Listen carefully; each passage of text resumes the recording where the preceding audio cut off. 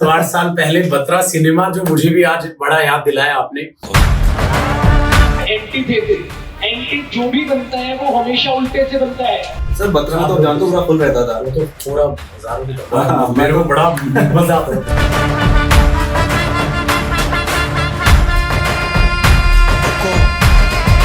Tiger balcony बैठता था मैं सबसे ऊपर, पूरा फुल रहता था वो तो। हेलो मेरे भाई, आज हमारे पास आए हैं किशन भाई, किशन गुप्ता, और जो 7 साल पहले सर 5 साल हो गए। 5 साल हो गए, तो 5 साल जो है इनको जॉब में हो गए हैं और 3 साल जीएसटी इंस्पेक्टर पे है।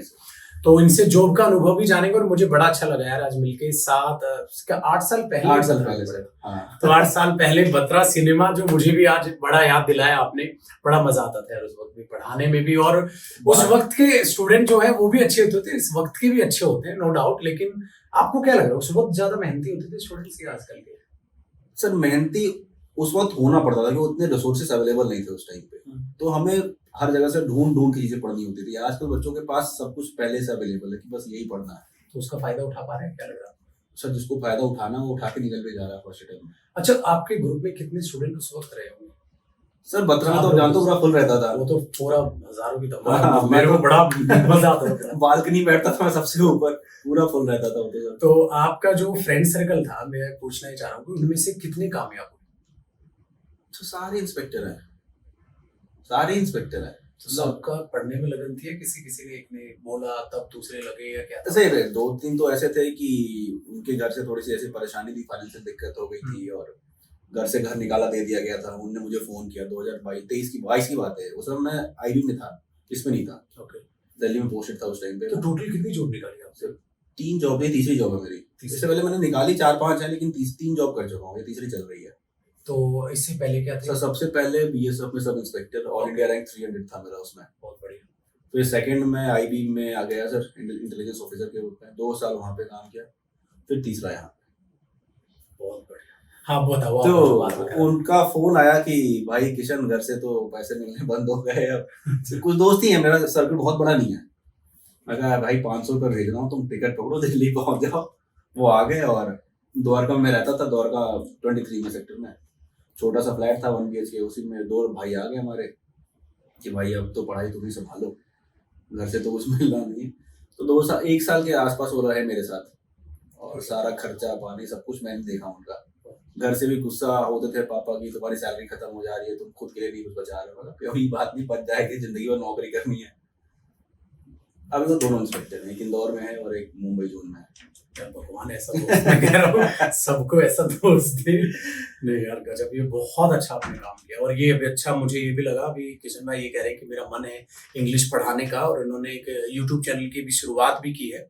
क्या नाम रखा उसकी? सर इंस्पेक्टर किशन है। वो बहुत पुराना चैनल है सर, लेकिन वीडियोस अब मैं इंग्लिश पढ़ाना उस पर स्टार्ट किया हूँ। मैंने PYQ सॉल्व कराना स्टार्ट किया। तो मैंने अभी मोटिवेट किया इनको कि भाई पढ़ाओ और बहुत खूब पढ़ाओ, क्योंकि सिलेक्टेड जब स्टूडेंट्स उतरते हैं ना पढ़ाने तो बड़ा अच्छा लगता है। आपने चैनल का नाम बहुत बढ़िया रखा है, क्योंकि जो एम है स्टूडेंट्स को सुनकर बड़ा रिलेट होंगे। और तहे दिल से शुक्रिया यार, आपने मिले इतने दिन के बाद, और वर्दी में है तो और अच्छा है। मुझे बड़ा अच्छा लगा, और आप लोग जो देख रहे हैं उनको भी अच्छा लगेगा। और जो यूट्यूब की शुरुआत इन्होंने की है उसमें साथ जरूर दीजिएगा, बहुत जरूरी है। और स्टार्ट करो, बहुत अच्छी चीज है, क्योंकि बहुत जरूरी है सच में हार्ड वर्किंग पर्सन का, और इतने दिलदार जो दिल के इतने साफ लोग, हमका टीचर बनना बेहद ज्यादा जरूरी है। अच्छा, शौक कैसे लगा टीचिंग का? सर बचपन से ये ट्यूशन पढ़ा के खर्च लाया अपना। तो ये तेरे भाई ने भी सेम काम किया था, पता है? पॉकेट मनी के लिए स्टार्ट किया था पढ़ाना। मैंने भी ऐसे चालू किया था, बस फिर मजा आने लगा। और मुझे बच्चों से बातें करना अच्छा लगता है, क्योंकि जब मैं तैयारी कर रहा था ना सर, तो हमारे पास कोई नहीं था। मतलब एक बताता हूँ आपको स्टोरी थी। मैं बहुत ज्यादा डिप्रेस तो नहीं यूज करूंगा word, this is not a good word. मैं बहुत परेशान था, मार्क्स वार्क्स नहीं आ रहे थे, तैयारी चल रही थी। तो फेसबुक चलता था उस समय पे 1920 के आसपास, इंस्टाग्राम उतना नहीं था। कोई एक इनकम टैक्स इंस्पेक्टर था, उसका नाम याद नहीं आ रहा मुझे। मैंने उसको फेसबुक पे मैसेज किया कि सर मैं ऐसे तैयारी कर रहा हूँ और समझ नहीं आ रहा आगे कैसे पढ़ूं, परेशान सा फील हो रहा है। आज तक उस मैसेज का रिप्लाई नहीं आया, और एक ईगो बहुत अलग से हर्ट हुआ था मेरा उस दिन। यार ठीक है, हो तो गया सेलेक्ट, यार पूछ रहा हूँ तो बता तो दो भाई। उस समय मैंने सोचा था कि भाई किशन अगर तू सेलेक्ट हो गया ना और तुझसे कोई पूछता है कुछ, तो उसमें शर्माना नहीं है कि भाई तुम कितने बड़े हो या कितना छोटा, तुमसे क्या पूछ रहा है। सबके मन में डाउट्स आते हैं, उनको डाउट्स क्लियर करना बहुत जरूरी होता है, क्योंकि जैसे डाउट्स क्लियर होंगे उनका आगे का पाथ क्लियर हो जाता है करना क्या। तो इसी वजह से मैंने इंस्टाग्राम वीडियो सब स्टार्ट किया था कि भाई जो तैयारी कर रहा होगा उसको सफर में कोई परेशानी आएगा, अगर मैं उसको हेल्प कर सकूं उसमें आगे बढ़ने में, तो उससे अच्छा कुछ नहीं होगा, क्योंकि मैंने उसको फेस किया था अपने टाइम पे, तो बस इसीलिए स्टार्ट किया था। तो इसलिए मजा आ रहा है। और आपका इंस्टाग्राम तो बहुत बढ़िया भाई साहब, 5 लाख होने के बाद है इनके, तो सारी अच्छी अच्छी बातें, और कसम से बहुत बढ़िया मेरे हिसाब से तो, क्योंकि हम चाहे कितना ही कह लें, लेकिन जब एक हम उम्र होता है ना जिसमें कम साल का गैप हो, जब वो बड़े भाई की तरह समझा रहा होता है तो बड़ा अच्छा लगता है। सही है, आप में तो कोई कुछ नहीं आया? मेरे में तो कुछ नहीं है महादेव बस सब कुछ संभाले हुए हैं, बनारस नगरी से सोच ये थी, तो इसी वजह से आप लोग आज यहाँ हो यार, होना भी चाहिए, जो कि जितनी बड़ी रैंक पे आप पहुंच जाते हैं ना, उतना ही आदर सम्मान आपका, मतलब और ज्यादा आपको पोलाइट हो जाना चाहिए लोगों के साथ, क्योंकि हम लोग तो उन चीजों को देखते हैं। और ये आपने जो बात की, हमारे सामने भी खुद से ऐसे टीचर्स थे जो आगे बढ़े, लेकिन जिनमें वो आ गया था ना कि स्टूडेंट कुछ पूछ रहा है तो नहीं, क्योंकि मेरी आदत तो आप जानते हो, मैं तो ये करता था क्लास खत्म तो बैठ जाओ, किसी को कुछ पूछना बैठेगा, आ जाओ भाई, पूछ के तसल्ली से जाना। नहीं, आप बहुत अच्छा करोगे, आपने ठाना है तो टीचिंग में जरूर आना। और एक और चीज मुझे बताना, आपको जो ऑब्जर्व तो आप ऑब्वियसली स्टूडेंट्स को कर रहे हो, कोई कॉमन गलती आपको क्या लग रही है कि ये स्टूडेंट कर रहा है, मुझे जो लग रहा है बड़े लेवल पे? सर बहुत बड़ी बात है सर, क्या गलती कर रहे हैं बच्चे, स्पेशली जो बच्चे नए आ रहे हैं, वो मॉक टेस्ट अटेम्प्ट नहीं करते हैं। मॉक टेस्ट अटेम्प्ट इसलिए नहीं करते हैं कि उनको डर लगता है कि मेरा मार्क्स कम आएगा और मेरा कॉन्फिडेंस डाउन हो जाएगा। मैं उनको सिर्फ एक एग्जांपल देके उनको समझाता हूँ, मैं पर्सनली बात करता हूँ सर बच्चों से लाइव पे, और ऐसे एक एक बच्चे को ऐड करता हूँ अपने लाइफ में, उससे पूछता हूँ क्या दुख दर्द है भाई बताओ, फिर उसका निवारण किया जाएगा। गलती क्या करते हैं, उनको मैं ये समझाता हूँ कि मान के चलो कि तुम सरकारी नौकरी की तैयारी कर रहे हो, एसएससी की तैयारी कर रहे हो, और तुमने मॉक टेस्ट अटेम्प्ट किया, तुम्हारे 50 नंबर आए, क्या लगता है एसएससी तुम्हें डिबार कर देगा कि नहीं, इसके तो 50 नंबर आते हैं, मॉक टेस्ट को नौकरी नहीं देनी है? या सेकंड सिनेरियो ये होगा कि भाई तुम मॉक टेस्ट दे रहे हो, तुम्हारे 170 नंबर आ गए, तो एसएससी कहता नहीं ये लड़का है, इसको नौकरी देनी है, इसको एग्जाम लेने की जरूरत नहीं, तुम ले जाओ इसको अंदर डायरेक्ट इंस्पेक्टर बना दो। दोनों में से कोई कंडीशन फॉलो नहीं करता है। मॉक टेस्ट तुम्हारा रिजल्ट डिसाइड नहीं करता, मॉक टेस्ट तुम्हें ये बताता है कि तुम्हारी तैयारी किस लेवल पे है, तुम्हें कहां तक जाना है, और तो उससे डरने की क्या जरूरत है? उसे तो वो तो सबसे बड़ा हथियार है तुम्हारा, जो तुम्हें बताएगा कि तुम किस लेवल पे काम कर रहे हो। अगर लेवल कम है तो उसको अपग्रेड करो, अब ठीक ठाक चल रहा है तो और अपग्रेड करो, 140 पहुंच रहे हो तो 160 लाने की कोशिश करो, 100 नंबर आ रहा है तो 120 लाने की कोशिश करो। डरना क्यों है, डिमोटिवेट क्यों होना? अरे 30 नंबर ही आया, क्या फर्क पड़ता है, कल 50 आएगा और तो 70 आएंगे। और ये जब आप स्टूडेंट थे तब आप नंबर आते थे आपके, जब कम आए तो आप क्या सोचते थे? सर मैं सोचता ही नहीं था, मैं सुबह उठ के सबसे पहले मॉक ही देता था, बाकी कुछ नहीं करता था। सुबह उठ के सबसे पहला काम मेरा मॉक देना होता था, हर रोज डेली, और अच्छे से एनालाइज करते थे। यही 2 काम थे मेरे, सुबह मॉक देना है, रात में पहले उसको एनालाइज कर लेना है, बस। बहुत बढ़िया। पहले मॉक में 33 नंबर आए, 100 नंबर क्रॉस करने में 3 महीने लग गए मुझे। 99 आता था तो ओहो ये गलती नहीं किया होता तो आज 100 क्रॉस हो जाता, ऐसा फील होता था। फिर 110 तक भी पहुंच गए। एक टाइम आया कि 150 से नीचे नंबर ही नहीं आते थे, हमेशा 150, 142, 148, 155 ऐसे नंबर आने लगे, स्टक हो गया एक जगह। फिर मैं कहा ठीक है अब तो तैयारी हो रखी है, क्योंकि वो 150 के ऊपर वाला जो स्कोर बढ़ना होता है ना सर, उसमें बहुत टाइम लगता है। वो आपकी छोटी छोटी गलतियां धीरे धीरे ठीक होती है तो स्कोर अपने आप बढ़ा जाता है। 150 तक आप आराम से पहुंच सकते हो 6 से 8 महीने में तैयारी करके अच्छे से। अभी मेरा सीजल का मेंस था सर, मैं सीजल का एग्जाम हर साल देता हूँ बस अपडेट रहने के लिए, कभी डॉक्यूमेंट वेरिफिकेशन नहीं कराता हूँ सीट के लिए। अभी मेरे मेंस में आए 332 मार्क्स और इंग्लिश में मेरे 135 आउट ऑफ 135 है। बहुत बढ़िया। जबकि बच्चे इस बार ये कह रहे थे कि सर कॉम्प्रिहेंशन बहुत टफ आया था, मैं कहा उसको करने का तरीका होता है, तो उस चीज को लेके तो मैं ऐसा कोई फ्लेक्स के लिए नहीं, बस ये बता रहा हूँ कि अगर आप 8 से 10 महीने एक बार तैयारी कर लेंगे ना, वो तैयारी अपनी लाइफ टाइम रहती है और बढ़ती है यार, चीजें ऐड होती जाती है जितना ज्यादा मेहनत करते तो बस ये मेहनत एक बार कर लो 8-10 महीने, उसके बाद तो फिर तुम्हारी लाइफ है। जिसको नौकरी करनी है सर 40 साल पड़े हुए, बिल्कुल बेहतरीन है तरीका। और मिडिल क्लास फैमिली वाले के पास ऑप्शन भी नहीं है कोई। बट पता नहीं इनको क्या दिख रहा है, टेक्नोलॉजी ने क्या लग रहा है स्टूडेंट्स की मदद की है कि? सर फिर से मैं वही बोलूंगा, मदद भी की है और मदद भी कर रहा है, नुकसान वो कर रहा है जो खुद से अपना नुकसान कर रहा है। अगर मेरे दिमाग में बैठा हुआ है कि नहीं भाई मुझे इंस्पेक्टर बनना है, मेरा दृढ़ संकल्प ही ऐसा है, जो मेरे अंदर एक चिंगारी उठी थी उसको मैंने ज्वालामुखी बना के रखा हुआ है कि नहीं मुझे इंस्पेक्टर बनना ही बनना है, तो कोई कितना भी टेक्नोलॉजी आ जाए, गलगोटे से टेक्नोलॉजी आएगा लेकिन आपका अगर जो डिटर्मिनेशन है ना वो स्ट्रांग है ना, तो फिर आप अपने हर एक चीज का पॉजिटिव यूज ही लोगे और आपको हमेशा वो आगे ही लेके जाएगा, पीछे लेके नहीं जाएगा। और गेम कौन कौन से चल रहे हैं, खेल रहे हो? सर क्रिकेट खेलता हूँ, बैडमिंटन खेलता हूँ, बैडमिंटन में कोई हरा नहीं पाता इसलिए खेलना बंद कर दिया है। ऐसा इस लेवल पे चला गया। क्योंकि फिर वो गेम खराब होने लगता है ना, अगर आप थोड़े से उस प्लेयर के साथ खेलो तो फिर वो गेम खराब हो जाता है। क्रिकेट में बॉलिंग या बैटिंग? क्रिकेट में सर बैटिंग ऑलराउंडर हूँ मैं। अभी मेरा मैच था तमिलनाडु क्रिकेट एसोसिएशन से, तो वहाँ का एक प्लेयर था, रणजी का प्लेयर है वो, उसके सेकंड हाईएस्ट रन है उसमें। कहता what a pace you are having यार।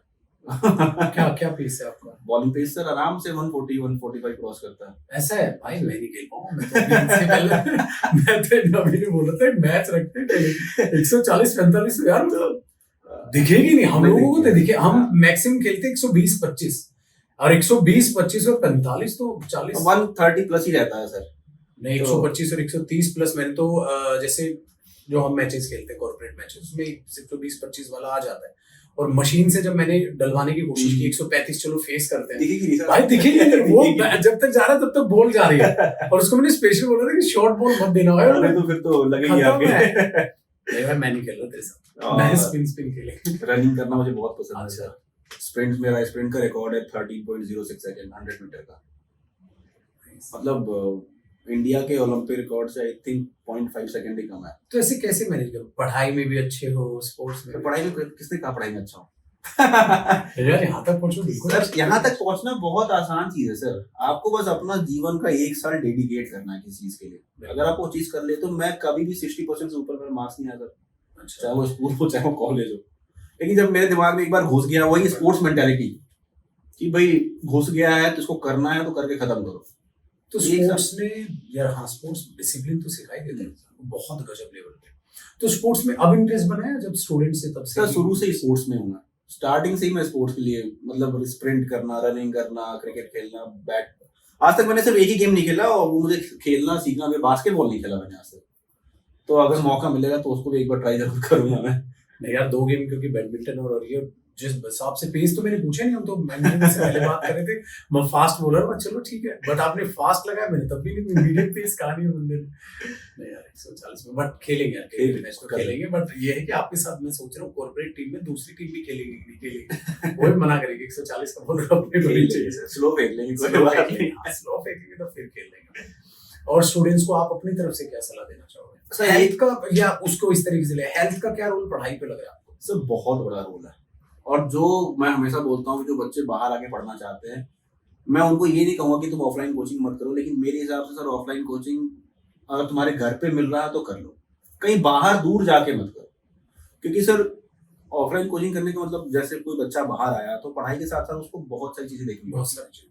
उसको रोज सोचना होगा सुबह उठ के कि दोपहर में क्या खाऊंगा, दोपहर में खाने के बाद सोचना होगा रात में क्या खाऊंगा। ठीक है, अब धीरे शुरू के 2-4 दिन 5 दिन तो ठीक है, प्रॉपर दाल चावल रोटी सब्जी सब कुछ बनाएगा, लेकिन 4 दिन के बाद ऐसा होगा चलो कोई बात नहीं, सोयाबीन बना खा लेता हूँ, या कोई बात नहीं दाल रोटी खा लेता हूँ, कोई बात नहीं बाहर खा लेता हूँ। तो फिर क्या होता है, हेल्थ डिटोरिएट होने लगता है आपका धीरे धीरे। जैसे जैसे हेल्थ खराब होगा वैसे वैसे आपकी पढ़ाई से दूरी बढ़ती जाएगी, आप पढ़ाई नहीं कर पाओगे। क्योंकि आप अगर आपका माइंड ही स्वस्थ नहीं है, हेल्दी नहीं है, तो फिर आपका मन नहीं लगेगा पढ़ने में।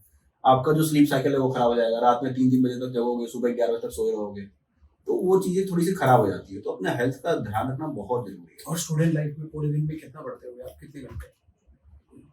सब मैं वो 12-15 घंटे वाला नहीं हूँ। मैं 4-5 घंटे पढ़ता था, 5 घंटे मैक्सिमम। और मेरा पढ़ने का तरीका भी थोड़ा अलग था, और मैं बच्चों को भी वही बोलता हूँ, कोई जरूरत नहीं है 8 घंटे लगातार पढ़ने की।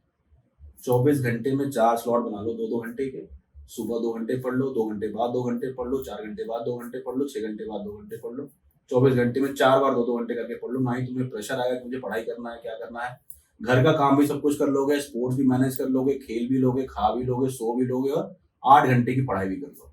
ये है कि सारा टाइम अपने आप को दे के चलना। तो कभी ये घूमना फिरना या टपरी मारना ऐसा कुछ सर है, अभी नहीं? स्टूडेंट लाइफ में भी था सर, ऐसा नहीं कि नहीं था। कि मैंने बोला ना, मैं थोड़ा सा अलग, ऐसा नहीं था कि मैं बिल्कुल लगा हुआ कि नहीं 20 घंटे पढ़ाई करूंगा तभी सिलेक्शन होगा मेरा, नहीं। आपको कंसिस्टेंटली पढ़ाई करनी है 6-8 महीने बस।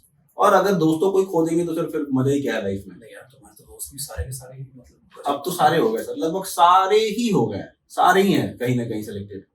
मैक्सिमम इंस्पेक्टर हैं, कुछ एएसओज हैं, कुछ हाईकोर्ट, दिल्ली में हाईकोर्ट में हैं, सारे सिलेक्टेड हैं। एक दिन सबको इकट्ठा करना है, सबसे मिलने। बिल्कुल सर, हमारा पूरा एक ग्रुप है, ऐसे हम ग्रुप में डालते हैं कि भाई यस इस जोन में या इस शहर में इस डिपार्टमेंट में कौन है, उसमें हाँ भाई बताओ क्या बात है। ऐसे आ जाता है मैसेज। ये तो मैं सबको कहता है, ऐसे ग्रुप बना के रखना, क्योंकि जहां भी जाए काफिला चले और आपके हर जगह जानते हैं, आपको पता हो, क्योंकि आप लोगों से मिलते हैं तो एहसास होता है हम भी बूढ़े हो गए हैं। काफी साल हो गए, आप बूढ़े हो गए तो मैं पैदा ही नहीं हूँ सर अभी। नहीं भाई, काफी साल हो गए यार। तुमने जैसे बोला रे, मैं सर वो बदरा में आपसे मतलब मैंने बोला इतने साल भाई, काफी साल हो गए सर। मुझे वो फ्लैशबैक याद है बिल्कुल, ऐसे आप ब्लू शर्ट टी शर्ट पहन के जा रहे थे, मैं सामने आपको देख रहा था, यार ऐसी बॉडी बनाऊंगा, सर से मिलूंगा एक बार, मिल नहीं पाया। यार आज क्या अवतार में मिले हो।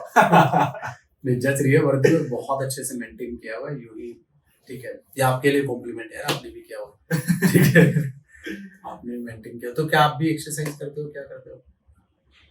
फ्रीक्वेंटली नहीं, मतलब on end of exercises On and off. होती रहती है। और आपको खैर आपका तो गेम ही सर गेम में हाँ ठीक है। और जाते जाते कुछ वैसी बात रहेगी हो जो आपको बतानी है स्टूडेंट को? सर एक तो मैंने बता दी कि मॉक टेस्ट वाली बात।